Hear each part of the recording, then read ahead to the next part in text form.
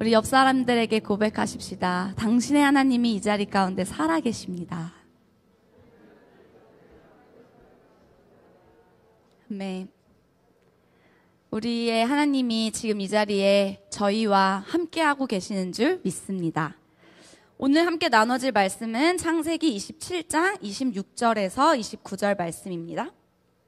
창세기 27장 26절에서 29절 말씀입니다.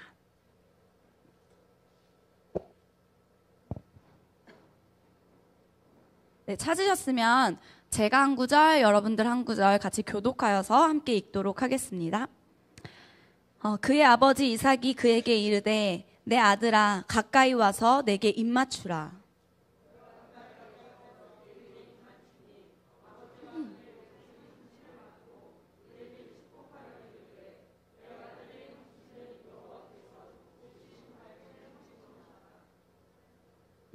하나님은 하늘의 이슬과 땅의 기름짐이며 풍성한 곡식과 포도주를 내게 주시기를 원하노라. 함께 읽겠습니다. 만민이 열국이 내게 굴복하리니 내가 형제들의 주가 되고 내 어머니의 아들들이 내게 굴복하며 너를 저주하는 자는 저주를 받고 너를 축복하는 자는 복을 받기를 원하노라. 아멘. 오늘 이러한 말씀을 가지고 믿음으로 차고 넘치는 축복의 말씀을 심는 복된 자 바로 당신입니다.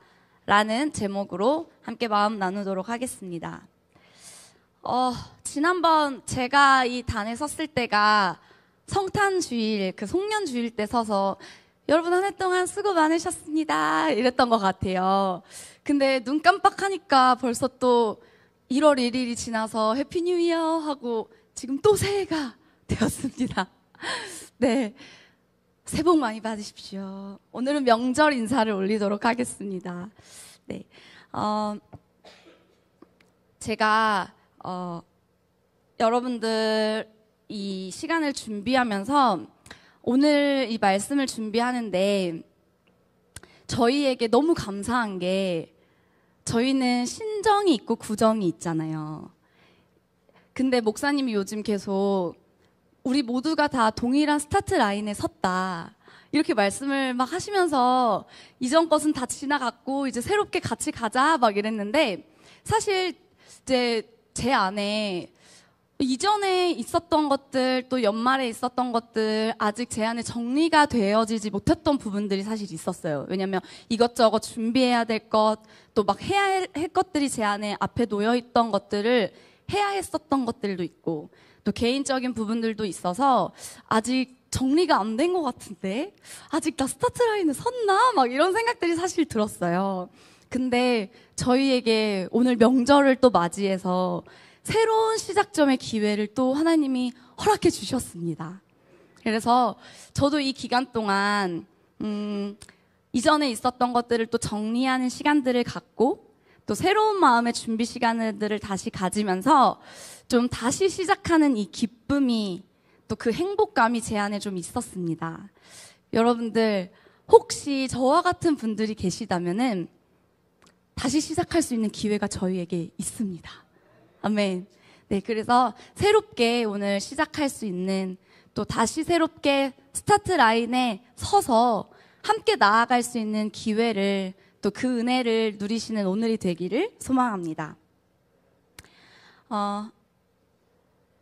지난주 말씀이 이제 목사님께서 지금 올해로 이렇게 들어오면서 이번 한 달간을 계속 믿음에 대한 부분들을 계속 저희 안에 다루고 계시잖아요. 저희의 연초에 가장 기초의 반석에 이 믿음을 세워가시고 있는 중에 계시는데 특별히 저번 주 다윗의 말씀을 목사님이 나눠주시면서 다윗에게 엄청나게 요동치는 상황들이 굉장히 많았죠. 또 지난주 말씀을 보면은 아들이 반란을 일으켜서 그 다윗이 도망하고 있는 그때 뿐만 아니라 다윗의 삶의 여정을 보면 굉장히 많은 고난과 역경의 시간들이 굉장히 많았어요. 근데 그런 상황 속에서도 다윗이 나의 삶의 주인은 주님이십니다. 주님이 나의 구원자시고 주님이 나의 반석 되시고 피난처 되시고 나의 요새가 되십니다. 이러한 믿음의 고백들을 하잖아요. 근데 이 고백이 어떻게 그에게 나올 수 있었을까요? 이 믿음의 고백이 언제나 다윗은 주님 앞에 잠잠히 오직이라고 하셨잖아요. 오직 주님 앞에 날마다 잠잠히 거하여 있었던 삶을 살았던 자였기 때문에 이러한 고백들이 또 가능할 수 있지 않았을까요? 또 이러한 상황 속에서도 주님을 찬양할 수 있었던 게 아니었을까라는 생각들이 들었습니다. 제가 이 말씀을 처음 딱 들었을 때 저도 사실은 그렇게 할 수 있을 줄 알았어요. 왜냐면 저도 주님을 너무 사랑하고 나 정말 그분 위에 살아가고 있고 그렇게 살고 싶고 그 마음이 제 안에 넘치게 있었기 때문에 그럴 수 있을 줄 알았거든요. 근데 저에게 이번 한 주에 있었던 어떠한 문제들과 상황들을 제가 현실로 딱 마주하니까 정말 다윗의 이 고백이 그냥 나오는 그냥 쉬운 고백들이 아니었구나. 이런 것들을 좀 정말 깨닫게 되는 시간들이었던 것 같아요. 이번 주에 여러분들이 기도해 주셔서 너무 감사해요. 저희 엄마가 아프셨거든요. 근데 공동체 지체분들의 같은 기도와 또 계속 연락 주시고 마음 써주셔서 가족의 소중함을 또 느끼게 되는 시간이었습니다. 기도해 주셔서 감사합니다. 네. 기도 덕분에 많이 나아지고 계셔요. 네. 그 시간들 안에 사실 별거 아니었던 작은 문제들이 갑자기 커지면서 뭐 큰 병원을 가봐라, 응급실을 가봐라, 뭐 대학병원을 가봐라, 막 이렇게 며칠 사이에 이게 갑자기 안 좋은 상황들로 계속 흐름이 가고 있는 것 같더라고요. 근데 네, 저희 아빠도 이스라엘 가 계시고 저희 집에서는 이런 일이 아예 처음 겪는 일이에요. 근데 제가 순식간에 일어나는 이 일들 때문에 사실 진짜 많이 놀래기도 하고 좀 굉장히 당황스러웠어요. 어떻게 해야 할지 모르겠는. 근데 응급실에서 이제 보호자로 이제 같이 함께하고 있었던 시간들을 계속 이제 있었을 때 응급실에는 응급 환자들이 계속 왔다 갔다 하잖아요. 근데 그 시간들을 이제 같이 있으면서 계속 보고 있다 보니까 문득 저한테 그런 질문들을 하게 되더라고요. 삶이라는 게 뭘까? 진짜 한순간이구나.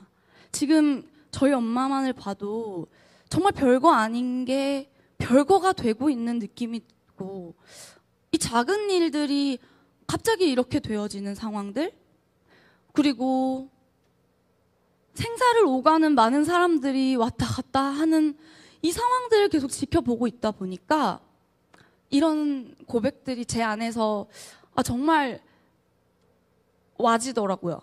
내가 만약에 나에게도 내가 생각지 못한 이 일들이 나에게 만약 닥친다면, 지금 내가 진짜 만약에 그게 안 좋게 돼서 내가 죽음을 맞이하게 된다면 내가 지금 당장 하나님 앞에 갈 수 있는 믿음과 확신이 내 안에 있는가? 이 다윗이 정말 요동치는 이 상황 속에서도 오직 주님만을 바랬던 것처럼 내가 그분 앞에 잠잠히 주님만을 바라고 그러므로 인한 내 안에 요동치 않는 수 있을까? 오직 내 마음의 중심을 이 요동치는 상황이 아니라 주님께 둠으로써 내 안에 평안함과 안정감을 누릴 수 있나? 이런 질문들을 저한테 좀 해보게 됐었어요. 근데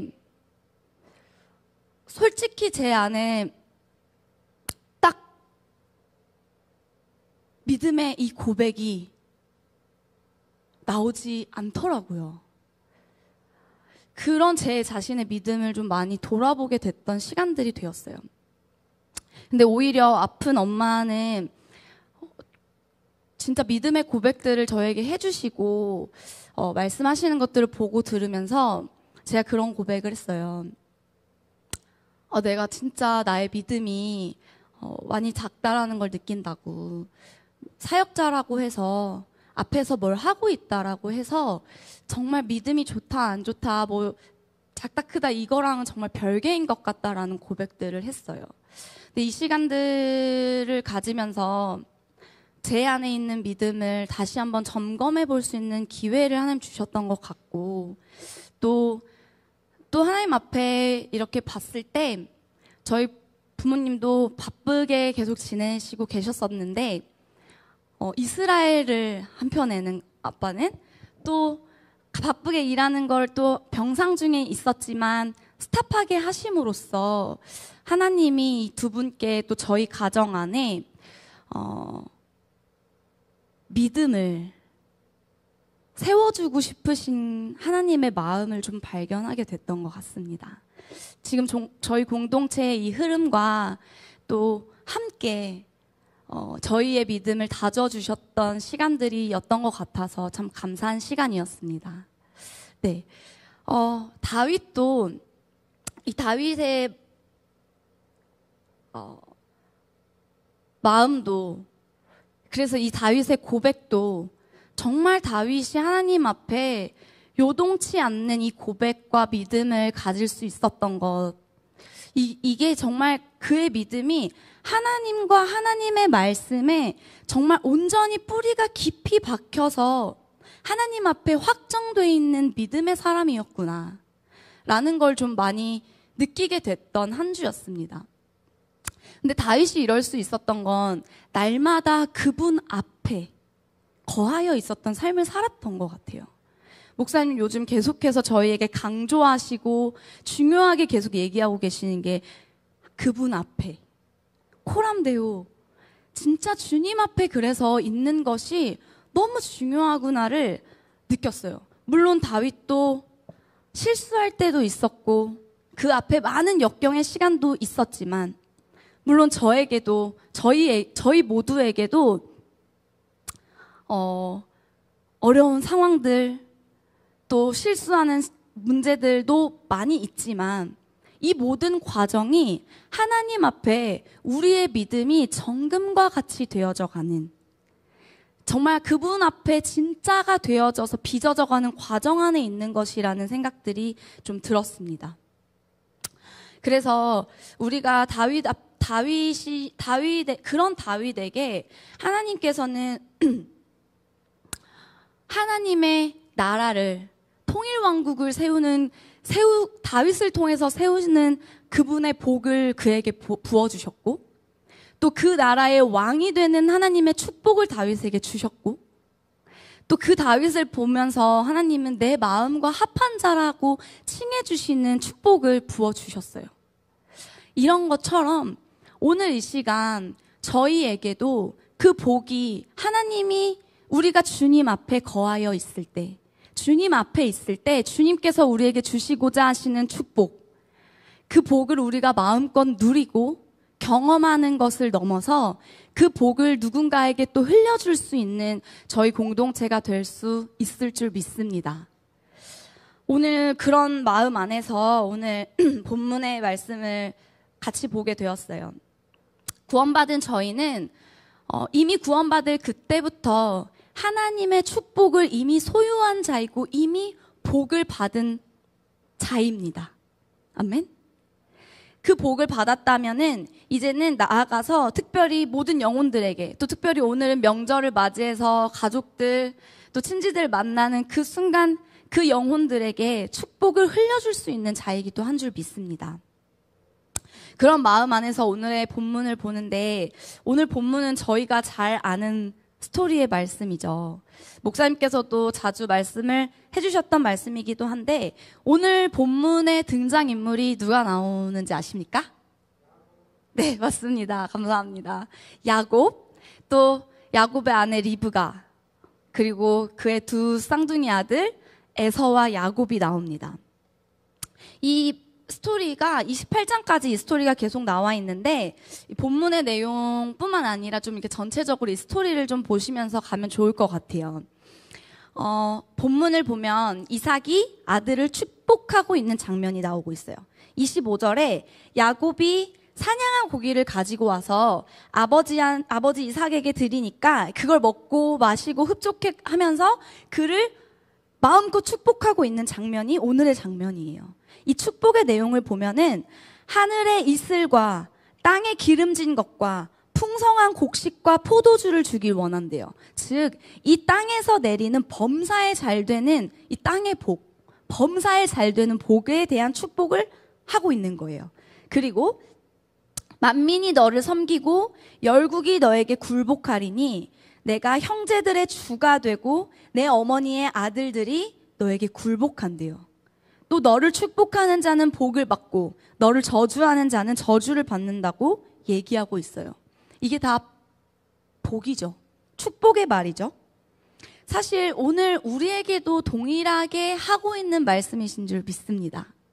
왜냐하면 앞으로 좀 가서 창세기 12장을 보면은 하나님께서 아브라함을 축복하시잖아요. 근데 이 아브라함을 향해서 하셨던 축복의 말씀도 오늘과 동일한 축복의 말씀을 하고 계세요. 너를 축복하는 자에게 그 전에 이제 너로 큰 민족을 이루겠고 너에게 복을 주어서 내 이름을 창대케 하리니 너는 복이 될지어다 하면서 오늘의 말씀처럼 너를 축복하는 자에게 내가 복을 내리고 내가 너를 저주하는 자에게 저주를 내린다고 이 동일한 축복을 하고 계신단 말이죠.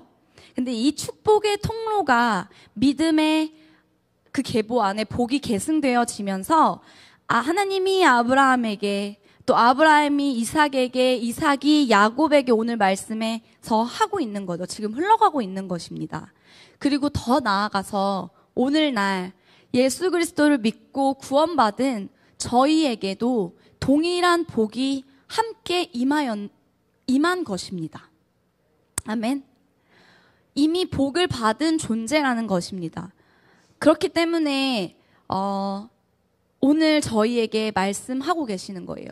너희가 축복을 할 때 나도 축복받고 내가 저주할 때 나도 저주받고 네, 그 말이죠.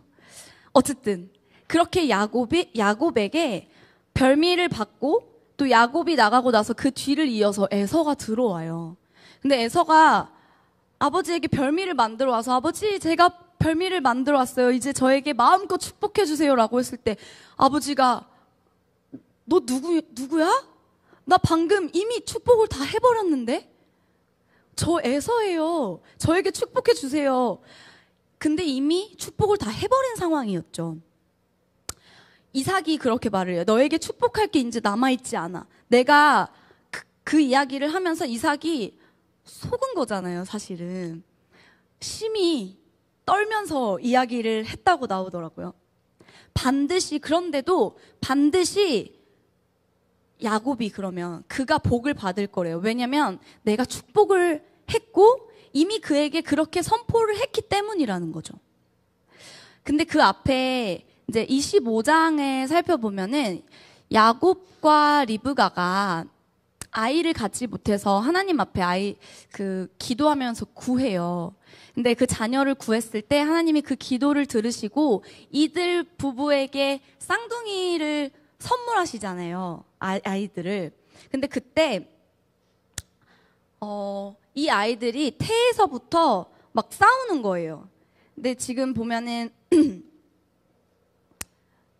네, 태에서부터 계속 싸우고 있는 거예요. 그래서 지금 여기 안에 있는 야곱은 나보다 먼저 있는 그 자의 발 뒤꿈치를 붙잡고 나왔다고 해서 야곱이고, 또 에서는 그의 몸에 나면서부터 털이 많았다고 해서 에서거든요. 근데 이들이 태에 있을 때부터 싸우는 일들이 계속 되어지고 있으니까 아버지 이삭이 그때도 이들이 태에서부터 이러고 있으니까 하나님 앞에 걱정하면서 기도했을 때 하나님께서 이삭에게 하신 말씀이 있었어요. 그게 뭐냐면 큰 자가 작은 자를 섬기게 될 거라고 이야기를 하세요. 즉 이미 이 아들이 낳기도 전부터 질문을 했던 이삭도 그의 아내 리브가도 하나님이 이들을 향한, 이 쌍둥이를 향한 하나님의 계획과 하나님의 마음이, 하나님의 뜻이 어디에 있는지를 이들은 들었어요. 들었고 알고 있었다는 거죠. 그분의 뜻은 사실 야곱을 향해서 있었던 거죠. 근데 지금 27장 1절을 보면 이삭이 나이가 들어서, 나이가 많아서 눈이 어두워지고 잘 보지 못하는 상태라고 말해요. 지금 그런 그가 3, 4절에 에서에게 이야기를 또 하고 있는 거예요. 야곱이 아니라. 뭔가 문제가 좀 있어 보이지 않으십니까? 분명 하나님께서 25장에 하나님의 음성을 이삭이 들었잖아요. 지금 근데 그런 그가 하나님의 뜻이 야곱에게 있다라는 걸 알고 있음에도 불구하고 지금 에서를 불러서 에서를 축복하려고 하고 있다라는 거죠. 왜 그랬을까요? 그가 그의 하나님의 말씀에서 벗어났다는 걸 알면서도 왜 그랬을까? 25장에 보면은 이삭은 에서를 사랑했대요. 에서를 더 사랑했대요. 그 이유가 무엇이냐면 에서가 만들어 온 그의 별미, 그거를 좋아했다는 거예요, 이삭은. 근데 그의 아내 리브가는 야곱을 사랑했대요. 그 이유는 하나님의 말씀, 하나님이 그들이 나오기 이전부터 하셨던 하나님의 말씀을 붙잡고 있었던 거예요. 근데 이삭이 지금 에서한테 너를 축복하길 원한다는 그 말을 아내도 듣고 리브가가 그 마음 안에 조급함이 생긴 거죠. 이거 하나님의 말씀의 뜻이 아닌데? 하나님의 뜻이 여기 있지 않는데? 라는 그 조바심에 야곱을 얼른 불러서 아빠 에서가 이러이러해서 이렇게 지금 너 하려고 해. 그러니까 너가 얼른 나가서 염소 2마리를 잡아와. 엄마가 이거를 별미를 만들어 줄 테니까 너가 이걸 아버지께 가져가서 너가 축복을 받아. 라고 얘기를 하고 있는 거예요.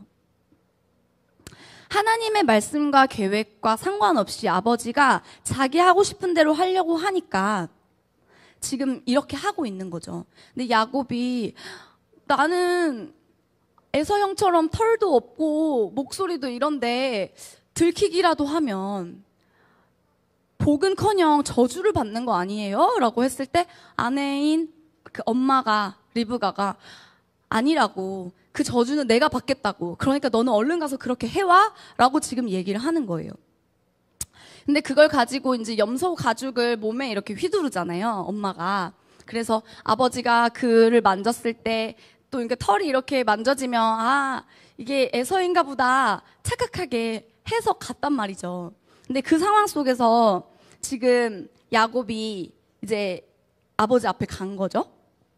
그때 그 아버지가 긴가민가 했겠죠. 이게 지금 야곱이야, 에서야 하고 있었지만 그럼에도 그 별미를 맛있게 먹고 지금 야곱을 잘 알지 못하고 있는 상태에서 야곱을 마음껏 축복하는 내용이 오늘의 본문의 내용입니다.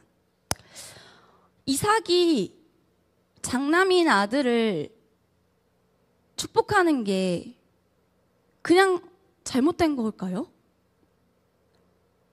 세상의 기준이나 어떤 것들로 봤을 때 맏아들인데 그래도. 그쵸? 그리고 또 반대로 에서가 나의 사랑하는 아버지에게 별미를 만들어다 준 일도 잘못된 건 아니에요. 오히려 좋은 거죠. 그의 효심이 지극하니까. 근데 제가 오늘 함께 나누고 싶은 이야기는 중요하게 보고 싶은 것은 무엇이냐면 우리의 믿음이 어디에 걸려 있느냐는 것입니다. 또 우리의 기준이 어디에 걸려서 나오고 있는 행동이냐는 것입니다. 즉 하나님과 하나님의 말씀의 기준 앞에 누가 서 있느냐인 거죠. 세상의 기준에서 사람이 판단할 때는 아버지가 아들을 축복하는 것도 아들이 아버지에게 효도하는 것도 결코 나쁜 일이 아니에요. 오히려 좋은 일이죠. 근데 하나님 안에 들어온 사람들, 즉 구원받은 그리스도인들의 기준은 구원받은 그 순간 그때부터 우리의 모든 기준이 하나님과 하나님의 말씀이 우리의 기준이 되었다는 것입니다. 리브가와 그의 아들 야곱은 약속의 말씀을 믿는 믿음과 그의 기준이 하나님의 말씀에 있었던 거예요. 물론 그 예전에 목사님께서 말씀해 주셨던 것처럼 이 하나님의 말씀과 뜻마저도 이들의 힘으로, 자기 힘으로 이루어 보려고 하는, 자기의 힘으로 자기의 뜻대로 하려고 했던 것, 그래서 속이고 했던 이 방법들은 잘못됐지만, 오늘 제가 중요하게 보고 싶은 부분은 나의 믿음의 행동의 근거가 하나님과 하나님의 말씀에 걸려 있는가에 대한 초점을 좀 두고 보고 싶었습니다. 우리가 좋은 말을 하는 것, 우리가 축복의 말, 또 선한 행동을 하는 것도 세상의 기준의 도덕적인 어떤 행동으로 충분히 할 수 있는 것들입니다. 근데 우리는 그게 아니라 정말 하나님과 그분의 말씀에 걸려서 나오는 것들이 되어질 때만이 믿음의 진짜 행동이 되어지는 줄 믿습니다. 정말 그분의 말씀에 우리의 믿음이 걸려서 나올 수 있는 행동이 되어지기를, 그런 믿음의 행동의 사람이 되어지기를 축복합니다. 이삭은 하나님이 하신 말씀을 들었음에도 또 그 자신이 하나님의 말씀에서 이게 비껴갔다라는 것을 알았음에도 불구하고 자신이 원하는 것을 하려고 했던 것이 문제예요. 근데 가만 보니까 오늘 본문에서 그 문제의 원인은 결국 이삭이 1절에 나이가 들어서 눈이 어두워졌다는 거, 이게 모든 문제의 시작이었던 것 같아요. 단순히 나이가 들어서 육체가 쇠하여져서 육체가 어려워진 것을 넘어서 사실 이거는 영적인 상태를 얘기하고 있다고 생각해요. 그의 영적인 상태가 영적인 눈이 어두워져서 하나님의 뜻이 어디에 있는지를 분별하고 있지 못하는 거예요. 우리도 사실 살다 보면은 하나님의 말씀이 중요하다라는 것은 사실 우리 다 알고 있는 것 같아요. 근데 결정적인 나의 행동과 나의 어떤 말, 뭔가 나의 움직임의 결정적인 걸, 나를 움직이게 하는 결정적인 걸 보면은 사실 말씀이 중요한 건 알고 있지만 나의 어떠한 세상적인 기준, 나의 생각에서 오는 판단으로 인한 행동이 나올 때가 사실 참 많아요. 저도 그래요. 근데 이 모든 이유는 우리 안에 뼛속까지 자리 잡고 있는 이 죄성 때문이겠죠. 근데 이게 한 번, 두 번, 하나님이 뭐라고 말씀하시는지 알고 있음에도 불구하고, 또는 그 말씀에서 비껴갔다라는 것을 알매도 불구하고 자꾸 나를 움직이게 하는 것은 내 생각대로, 내 감정이 이끄는 대로, 내 생각에 옳다고 하는 나의 기준대로 움직여지면 질수록, 한 번, 두 번 나의 육체의 그 정욕대로 움직이면 움직일수록 점점 그분의 말씀에서 멀어지는 것 같아요. 점점 내 안에 그분의 뜻이 어디에 있는지, 그분은 내 안에 뭐라고 말씀하고 계시고 그분의 마음이 무엇인지에 대한 분별력이 영적으로 둔감해지기 시작하는 거예요. 사람의 생각과 사람의 말로는 다 맞는 말일지라도 하나님의 편에서는 어쩌면 아닌 게 될 수도 있는 거잖아요. 근데 리브가와 야곱에게는 그 하나님의 말씀을 향한 경외함이 좀 있었던 것 같아요. 하나님이 하신 그 말씀을 가볍게 여기지 않고 그 말씀을 소중하게 여겼던 거예요. 물론 사기를 치고 속여서 그 말씀을 인간의 힘으로 이루려고 했던 방법들은 좀 연약했고 건강하지 못했지만, 그치만 그분의 말씀을 정말 이루어 드리려고 했던 그 마음은 참 소중했던 것 같아요. 그런데 이 복이 흘러가고 계승되어지는 이 말씀들을 보다 보면은, 오늘의 말씀을 좀 보면은, 이 말씀뿐만이 아니라 성경에서 말하고 있는 모든 건 그러겠지만 오늘도 그래요. 그 앞에 보면 항상 조건이 붙어 있어요. 아까 얘기했던 창세기 12장에 하나님이 아브라함을 축복하고 있었던 그 축복의 내용에도 앞에 전제가 뭐냐면, 아브라함을 향해서 너의 본토 친척 아비 집을 떠나 그래서 내가 너에게 보여줄 땅으로 가면 이 축복을 내가 너에게 부어줄게. 오늘의 말씀에서도 이삭이 에서에게도 그렇게 얘기하는 거예요. 내가 이제 축복을 주려고 하는데 별미를 내게 만들어 와. 그래서 내가 맛있게 먹게 해. 그러면 내가 너를 축복할게. 물론 이거는 뭔가 하나님의 뜻보다는 인간적인 마음이 있었겠지만 모든 그 축복이 흘러가고 있는 것, 이 오늘의 말씀의 제목처럼 나를 통해서 축복이 흘러가기까지에는 과정이라는 게 있다는 것입니다. 그 과정은 순종의 과정인 거죠. 하나님의 말씀에 나의 믿음이 걸어져서 순종해서 나와질 때, 순종할 때, 내 믿음을 걸어서 믿음에 순종을 할 때 이렇게 될 거야. 이게 너의 것이 될 거야. 그 복을 내가 너에게 줄 거야가 되어 있는 거죠. 근데 중요한 건 그런 우리가 이미 축복을 받은 존재라는 거예요. 그리고 그 축복을 줄 수 있는 권한 또한도 우리에게 있다는 거겠죠. 근데 우리가 예수 그리스도를 믿고 구원받은 우리에게 하나님이 주신 그 복, 진짜 복은 영원한 생명의 복을 주셨잖아요. 또 우리가 영적인 존재가 되는 복을 주셨단 말이죠. 이미 우리는 축복을 받은 자들인 것입니다. 그리고 복이 있는 사람들인데 그래서 구원받은 모두가 다 복을 받은 사람이고 그 말은 누군가를 축복을 할 수 있는 존재라는 것입니다, 저희가. 근데 우리가 이런 존재라는 것의 인식이 사실 잘 없는 것 같기도 해요. 분명한 인식이 있어야지 복을 줄 수도 있다고 저는 믿어요. 나에게 그런 권한과 특권이 있음을 잘 모르기 때문에 그 권한을 잘 사용을 하지를 못해요. 또는 그런 능력과 권세가 내 안에 있다라는 걸 잘 인식하지 못하기 때문에 이 축복을 할 수 있는 나의 입에, 나의 반응의 용도를, 나의 행동의 이 용도를 남을 저주하거나 남을 판단하거나 하는 걸로 쓰기도 해요. 왜냐하면 이 모든 원인이 나라는 존재가 그 어마어마한 존재라는 것에 대한 인식이 없기 때문이라는 생각이 들었어요. 이삭도 오늘 본문에서 보면 이삭의 상태가 그렇게 좋아 보이지는 않아요. 그쵸? 눈이 먼 상태고 눈이 어두워진 상태이고 막 육체도 쇠하여 있고 영적으로도 그래 보이지만 그거는 상태일 뿐이에요. 이삭은 한 가정의 가장이에요. 그리고 족장이에요. 그의 존재와 위치가 이러했다라는 것입니다. 그러니까 그의 상태와는 상관없이 그가 정말 말했을 때 그에게서 축복이 흘러갔던 거예요.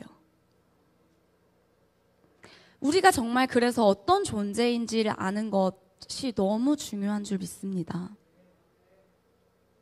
결국 예수님과 연합된 우리가 그 존재로서 하는 모든 말에는 듣는 자들이 영향을 받고 그리고 그 영향을 받고 그들의 인생까지도 바꿀 수 있는 키가 저희 안에 그 권세가 있는 줄 믿습니다. 하지만 우리는 그 권세를 가지고 남을 살리기도 죽이기도 할 수 있는 이 권세를 가지고 영적인 복을 흘려줌으로써 영혼을 살리고 세우는 대만 온전히 흘려보낼 수 있는 저희 공동체가 되기를 축복합니다. 이 축복을 할 때 하나님의 말씀대로 될 거라는 믿음을 가지고 하는 축복입니다. 그리고 오늘 말씀 제목처럼 말을 심는 대로 거둔다라는 걸 항상 기억을 하시면서 믿음으로 차고 넘치는 축복의 말씀을 심으시는 여러분들이 되기를 축복합니다. 내가 할 수 있는 좋은 말, 새해니까 덕담, 물론 이것도 저는 중요하다고는 생각해요. 그런데 이번 명절에는 좀 믿음을 이 안에 실어봤으면 좋겠어요. 믿음으로 정말 내가 만나는 가족들, 친척들, 내가 말하는 대로, 내가 축복한 대로 되어질 거라는 믿음을 가지고 축복의 말을 심으시는 여러분들 되기를 정말 축복합니다. 믿음이라는 건 눈에 보이지 않잖아요. 내 눈에 보여지는 것을 말하고 칭찬하고 하는 거는 누구나 다 할 수 있는 것 같아요. 근데 이번 명절에는 우리가 믿음에 좀 근거해서 하나님의 말씀을 좀 가지고 선포해 보시는 여러분들 되길 축복해요. 오늘의 말씀이 될 수도 있고요. 또 여러분들에게 마음에 감동을 주신 하나님의 말씀에 축복의 구절이 있다면은 그 구절을 가지고 영혼들에게 선포해 주시는 시간들이 되기를 미션을 저희 모두에게 드립니다. 해보실 수 있으시겠습니까? 꼭 성공하시길 바랍니다. 요즘 목사님께서 미션을 되게 많이 주시더라고요. 말씀 때 이렇게 보면은 너는 하나님과 동행하고 있는가? 나는 하나님께 정말 하나님에게만 소망을 두는가? 나의 믿음은? 이러면서 사실 이거 다 미션인 거잖아요. 저희를 돌아봐야 하는. 근데 저도 그래서 미션을 준비했어요. 여러분, 네, 꼭 성공하세요. 네. 그리고 이 말씀 구절에 축복을 심는 것 플러스 되어질 것에 대한 이 영혼을 향한 축복의 말씀. 제가 엊그제 저희 1월 1일 딱 들어오고 주일마다 저 새가족팀 쪽 앞쪽 문에 항상 인사를 하잖아요. 근데 많은 분들, 집사님들이 이렇게 지나가시고 오시고 할 때 안녕하세요, 새해 복 많이 받으세요 이렇게 막 인사를 하는데 어떤 한 집사님이 이렇게 지나치는 찰나의 순간에 하신 말씀인데 네, 전도사님도 수고 많으세요 새해 복 많이 받으세요 하시면서 저한테 하셨던 말씀이 이번 년 또 전도사님 사역이 더 확장되고 깊어질 거예요. 이러면서 그냥 슉 지나치셨던 건데 아직 되어진 일이 아니잖아요. 정말 축복의 말로 저는 받았는데 이게 정말 찰나의 순간이었는데 마음에 계속 남더라고요. 정말 그렇게 될 거라는 믿음이 제 안에 실리더라고요. 그래서 보여지는 것 말고 믿음으로 심을 때 되어질 거라는 믿음을 심을 때 진짜 그렇게 되는 게 되겠구나. 믿음이 정말 그에게 심기겠구나라는 생각들이 좀 들었어요. 여러분, 그래서 믿음의 축복의 말을 심어보시기를 바래요. 좀 이게 저희가 오늘 명절이기 때문에 나누는 것을 넘어서, 그것도 맞지만 좀 넘어서 조금 더 확장돼서 이것을 보면은 우리가 이미 얻은 복, 우리가 받은 복은 결국 영원한 생명을 얻었고 영적인 존재가 되어진 복을 받았다면은 이제 예수님과 연합되어진 우리가 축복의 존재가 되어서 가족 신지를 넘어서 우리가 만나는 모든 영혼들에게 주어질 축복은 흘러갈 축복은 또 누군가의 영혼을 우리가 구원하고 복음을 전함으로써 그 축복을 흘려주는 것이라고 생각합니다. 이제 저희 명절 지나고 목사님 돌아오시면 이제 2월 달에 있을 153 새생명 축제를 향해서 이제 달려가는 구간으로 이제 접어들 거예요. 근데 그때 정말 우리가 올 한 해 받은 저희 공동체 말씀처럼 우리가 받은 이 복을 우리가 만나는 영혼들에게 심어서 이 심는다는 것은 그냥 단순히 오늘 한번 말하는 걸 심는 걸 넘어서 지속적으로 영혼들에게 심음으로써 이 축복이 이 영혼을 구원하고 그리고 그 영혼이 잘 자라서 또 누군가의 영혼을 구원해서 축복을 심어줄 수 있는 자가 되기까지 그 영혼이 하나님의 나라에 가게 하는 것까지 이 축복의 말을 심는 것이 저희가 축복의 말을 심는 목적이자 방향성인 줄 믿습니다. 네. 그래서 이게 축복의 마무리라고 저는 생각을 해요. 그래서 계속해서 영혼들을 향해서도 함께 이 마음을 가지고 품고 지속적으로 나아가시는 여러분 되기를 축복합니다. 네, 예배팀 나와주셔서 함께 기도하도록 하겠습니다. 이번 한 해 저희 공동체에게 하나님께서 해주신 말씀처럼 이번 명절을 또 만나는 모든 영혼들에게 먼저는 가정의 이 믿음의 말로 복음으로 가정을 정복하시는 이번 명절이 되기를 소망해요. 넘어서서 우리가 있는 삶의 모든 자리에서 만나는 모든 영혼들에게 복음의 축복의 말을 또 심음으로써 영혼들에게 복음으로 구원으로 또 정복하시는 저희 한 해가 되기를 정말 간절히 원합니다. 우리 그러한 마음으로 함께 이 시간 기도하며 가길 원합니다. 이 시간 함께 기도할 때 하나님, 저희의 모든 움직임과 믿음의 근거가 그 기준이 정말 하나님과 하나님의 말씀에 서기를 간절히 원합니다. 그 안에서 행해지는 저희의 믿음의 말과 행동을 통해서 하나님의 축복이 온전하게 흘러갈 수 있는 통로를 저희를 통해서 사용하여 주십시오. 성령님, 그렇게 살고자 하는 저희 모두 위에 저희를 도우시는 성령님을 인정하고 모셔드립니다. 그렇게 살아가기 원하는 모든 공동체 위에 살아갈 수 있는 능력과 지혜로 임하여 주십시오. 우리 그러한 마음을 가지고 주님의 이름 한번 부르고 함께 기도하겠습니다.